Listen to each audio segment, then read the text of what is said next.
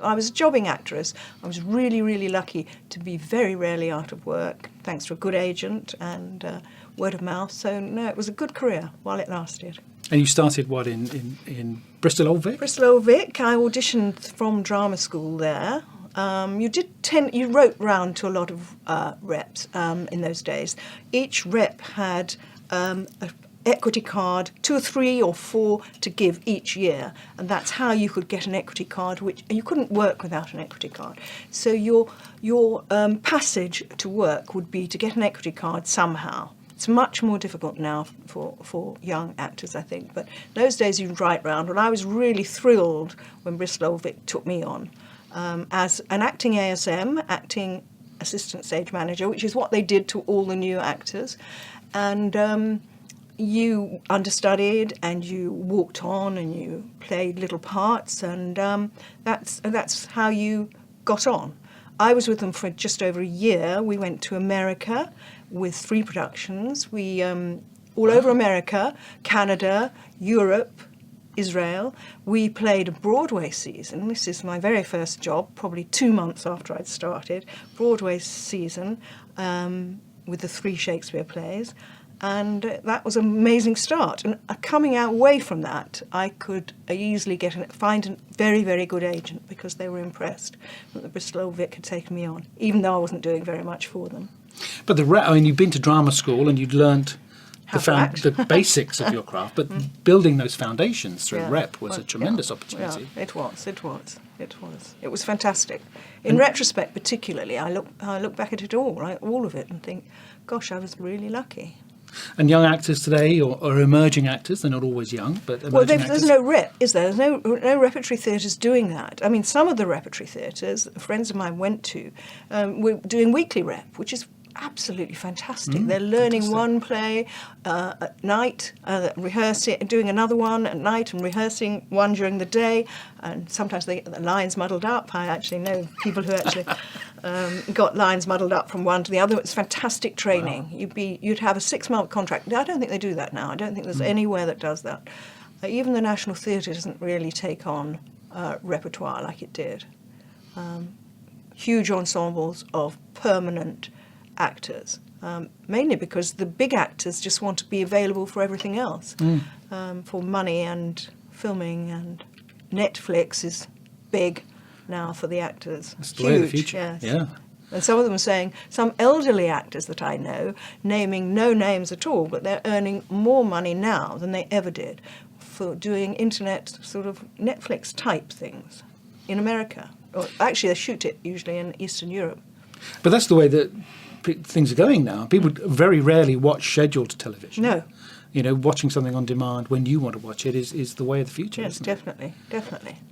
But from the Bristol Old Vic, did you move into film, or did you stay in theatre or television? What did I do? I went into, I'm trying to think what was the very, very early days. It was television, I think. Oh, no, the very first thing I did, almost the first. I'm going back a little bit here, but I was married to an actor who Paul Freeman. He's quite a well-known actor, and we are amicably divorced now. But he worked in Liverpool Playhouse, right. So I went to be with him. We knew when I came back from this vast tour, we had missed each other so much. We got married within 3 weeks of my getting back. So and then he was working in Liverpool Playhouse, so I went up there. I wrote to the Granada casting agents, said, look, I'm an actress and I'm here if you want me. And they did. They gave me some really nice little parts, lovely little parts, including a nurse in Coronation Street, which was huge fun, and a couple of other things that they did. Meanwhile, my new agent put me up for a film that's being filmed in Spain, which they did audition a lot of young women for, and I got it. I was really chuffed to get that. Oh, wow, I was obviously just right for it. It was a film called The Exquisite Cadaver. In Spanish, we did it in English, but in Spanish it was called Las Crueles. And the director was a very, very fine intellectual director from what's known as the Barcelona Film School of very erudite guy. It was a lovely thing to do. Capucine, the most beautiful woman I have ever met, and one of the most fascinating as well. She was playing the lead, I was playing the lead, and there was a lovely Spanish actress called Teresa Gimpera playing. And it was, when you look back on it, it's an extraordinary thing, and it has been pointed out. There was one man. It turns out it was a really feminist film. It had 3 huge parts, leading parts for women, wonderful parts. And this man who was, not a nice man at all.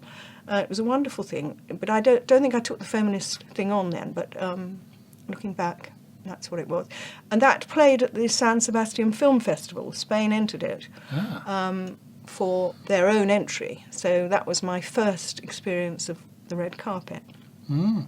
First of many, of course. First of many. They didn't do so many red carpets in those days. I mean, I can't remember there being a red carpet for Confessions of a Window Cleaner, for instance. Whether there was one, I'll have to ask Robin Asquith about that. But then I went on to lots of various televisions and some of the biggest production, I mean, BBC and ITV, there's only 2 channels really then, wasn't yes, what was amazing. I mean, I did a series which people are very apologetic about, but I absolutely loved, called Crossroads. It was a soap like Coronation Street and EastEnders, and it was wonderful to do. I had a very, very lovely part. We played each week, 4 times a week, 3 times a week, we played to 16 million people. Of an ordinary day. Nothing, spectacular. So that was amazing. Get 6 million now. Watch that. 6 million people know, yes, you can't really, unless it's the royal wedding, because they're all sporadically spread out. Z-Cars, Blake 7? Yes, the Z-Cars was interesting. I did a small part, the only lady in it, but a lovely part. You see, because I'd spent some time in Liverpool, I think I've lost it a bit now, a wonderful Liverpudlian accent, rather Cilla Black, a good accent. And what a surprise that is. Oh, very funny. Yeah, we'll cut that bit out. No, I like it. So I played, both times, I played the wife of a near-to-do gangster, Liverpudlian gangster, in the sort of, fairly tarty. I did sort of corner a bit of a market in tarty parts, which I loved. And there was a second Z-Cars, the wonderful director Tristan de Vere-Cole, who is very revered. He did lots of Doctor Who, I believe. He's very revered. He had actually turned me down for a series called Take 3 Girls. Do you remember that? I auditioned for it right up until the end, and there was like 2 of us for this part, and then I didn't get it. But Tristan, bless his heart, remembered me all those years later and just gave me this part, leading lady in the Z-Cars, a great script, and by somebody I think called Alan Pryor. It's great. All Z-Cars seem to have very, very, very fine scripts. And I was playing a Liverpudlian stripper, a bad lot.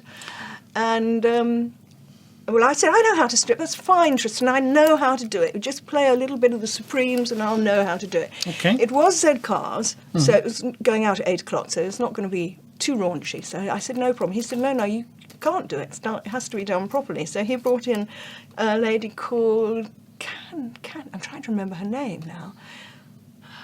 I can't remember, Candy or something, a professional stripper, a wonderful lady actually, who the BBC paid to give me professional stripping lessons. The BBC have paid for you to have professional I had stripping to go lessons. along to her studio Right. and learn. And it was very different from how I had imagined. Much more technique. Wow. Much more... burlesque. Yes, exactly. And I had no idea because I just thought it would be a little bit of that. But actually it wasn't. It was tricky. And I was quite honoured to learn how to strip. Are these skills that have been able to repeat it? No, I've never used them since. Yeah. But Brandy, her name's Brandy. I just remember. Okay. And the reason I remember her name Brandy is because a fan recently came up to me and said, I saw you in Z-Cars and with a lady called Brandy. Who was she? So I told him this story. So that's why I actually remember her name Brandy. And that was a great part. So there were parts like that just go completely by the, nobody knows anything about them, but they are, they were lovely parts, well written.